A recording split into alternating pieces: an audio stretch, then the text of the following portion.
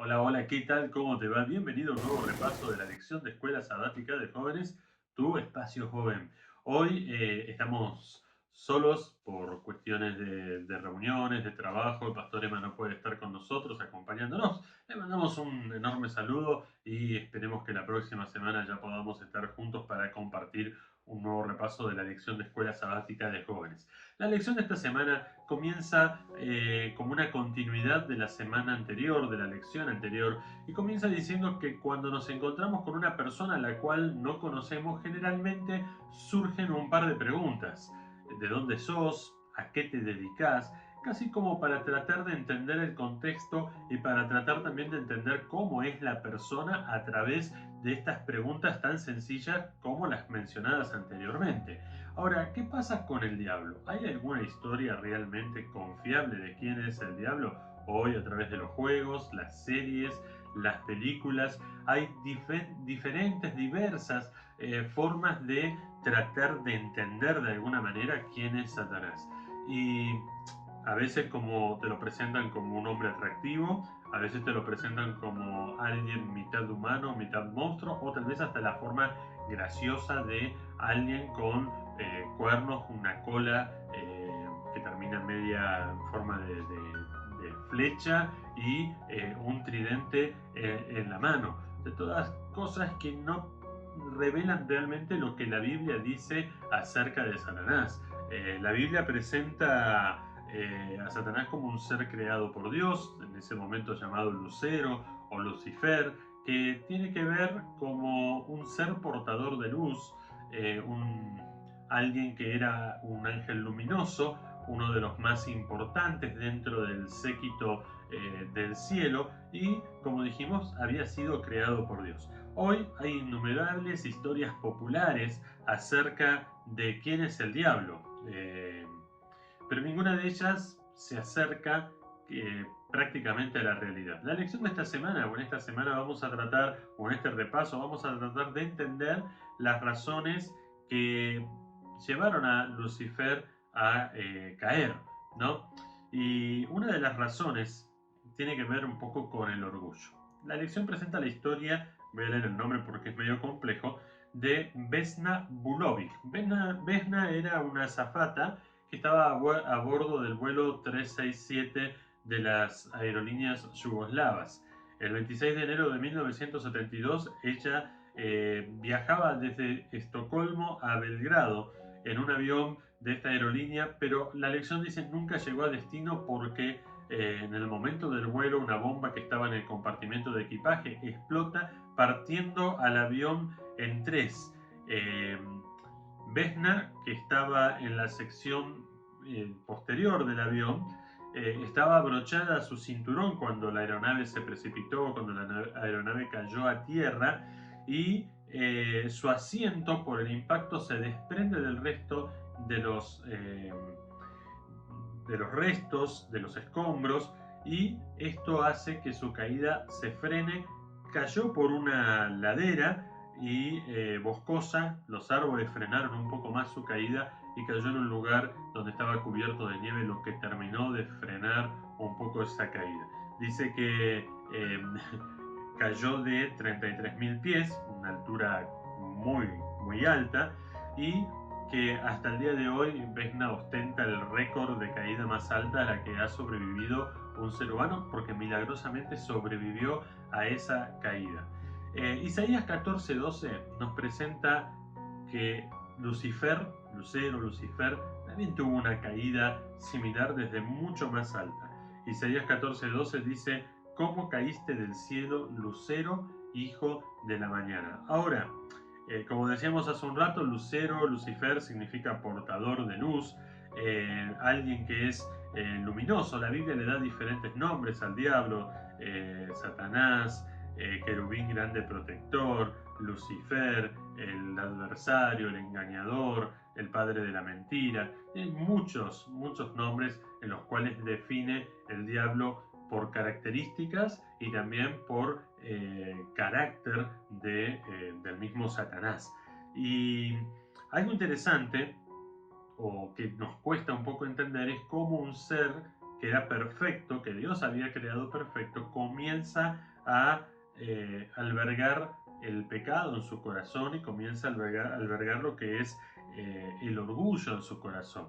La Biblia dice en Isaías mismo que Satanás llega a un momento que sueña o anhela poner su trono o ocupar el trono correspondiente a Dios y comienza a trabajar sembrando la duda en el resto de los ángeles acerca del carácter de Dios, acerca de la misericordia de Dios y acerca del juicio de Dios, creando en cierta manera un descontento general, o por lo menos en cierta parte de los ángeles, un tercio de esa parte de ángeles o de los ángeles, creando también las dudas, sembrando las dudas en la mente, en el corazón de los ángeles y tratando de poner a Dios en una posición rara, en una posición diferente, en una posición difícil, porque como veíamos la semana pasada, Dios decide no destruir a Lucifer, porque si lo hubiera hecho, tal vez el mal hubiera sido peor de lo que se logró o lo que logró Satanás con esto. Ahora, ¿cómo podía el diablo intentar ocupar el trono de Dios? La lección dice, con su omnipotencia, quiero leerte esta parte, Dios es por definición la personificación y el proveedor de las leyes que mantienen unido al universo en una forma física, en una forma metafísica y moralmente. Cualquier hipotético Dios sustituto tendría que poseer la capacidad inherente de sostener y mantener la realidad y toda la existencia en todas las dimensiones. Satanás o Lucifer no solo era incapaz de exhibir el ADN necesario para ser Dios, sino que además no se rige por ninguna ley. Un universo que girara en torno a él se derrumbaría en forma inmediata y dejaría de existir. Es decir, si nosotros ponemos a analizar las implicancias de lo que hubiera pasado si Satanás hubiera colocado su trono en el lugar del trono de Dios, hoy estaríamos hablando de un universo inexistente. De hecho, ni estaríamos hablando porque no hubiéramos tenido la oportunidad de existir a consecuencia de las acciones del mismo Satanás, ¿no? Cuando la Biblia habla de la caída, Isaías describe la caída de Lucifer, lo hace por medio de una comparación o una lamentación profética sobre el rey de Babilonia. Al principio, eh, lo que quería Satanás lo tenía oculto en su corazón, pero comienza a hablar y comienza a hacerlo en forma personal con cada uno de los ángeles, creando ese descontento que te mencionaba hace un rato y formando un intento de golpe de Estado contra el gobierno de Dios. Recordamos, toda esta rebeldía estaba nacida a partir del orgullo. El orgullo de considerarse mejor, el orgullo de, al ver su belleza, sus capacidades, sus cualidades, llegar a tratar de intentar ocupar el lugar de Dios o el lugar de Jesús mismo, considerándose capacitado para hacer la tarea que le correspondía a Dios mismo. Este orgullo comienza a crecer y comienza a calumniar el carácter de Dios mediante la mentira, haciendo que un tercio de los ángeles del cielo se unieran a esta sublevación. La Biblia dice que hubo una batalla en el cielo, que Miguel y sus ángeles lucharon contra el dragón y sus ángeles, contra Lucifer y sus ángeles, y finalmente no fue hallado lugar para ellos en el cielo y fueron arrojados del cielo. La batalla no terminó en el cielo. Muchos dicen, bueno, fue una batalla en el cielo, terminó, hasta parece algo épico, algo digno de una serie, algo digno de una película, podemos hacer la batalla en el cielo, pero la batalla no termina en el cielo. Satanás llega a la tierra y comienza a sembrar las mismas dudas que sembró en primer lugar en los ángeles, ahora ante los primeros seres creados, especialmente Eva y también después Adán. Y con el correr del tiempo siguió trabajando de esa manera, sembrando dudas con respecto al carácter de Dios, sembrando dudas con respecto al juicio de Dios, al amor de Dios, y vemos que todavía es el modus operandi, tanto tiempo después, sigue siendo exactamente el mismo, el sembrar dudas en el corazón de la gente acerca de Dios. ¿Por qué Dios no hace esto? ¿O por qué Dios permite aquello? ¿Por qué Dios? ¿Por qué Dios? ¿Por qué Dios? Y esas dudas siguen siendo sembradas hoy en día en el corazón de muchísima gente que deja de confiar en Dios, que deja de creer en Dios y que comienza a tener una espiritualidad o una religión tratando de correr a Dios de su vida, como que a Dios no le importara nada. Entonces Dios no tiene ninguna preocupación por mí, no siente ninguna preocupación por mí, entonces yo no debo preocuparme por Dios tampoco, ¿no? La lección hace una pregunta muy interesante y dice: Satanás fue arrojado del cielo y no hubo más lugar para él en el cielo. ¿Será que fue arrojado de tu vida también? Hoy la forma de trabajar de Satanás es la misma. Tratar de sembrar dudas en tu corazón, tratar de sembrar esa rebeldía, tratar de sembrar ese orgullo en tu corazón para que puedas alejarte de Dios y para que puedas ser arrastrado así como fueron arrastrados esos ángeles en el pensar, en las creencias y en lo que el diablo sigue sintiendo contra Dios a pesar de tanto tiempo.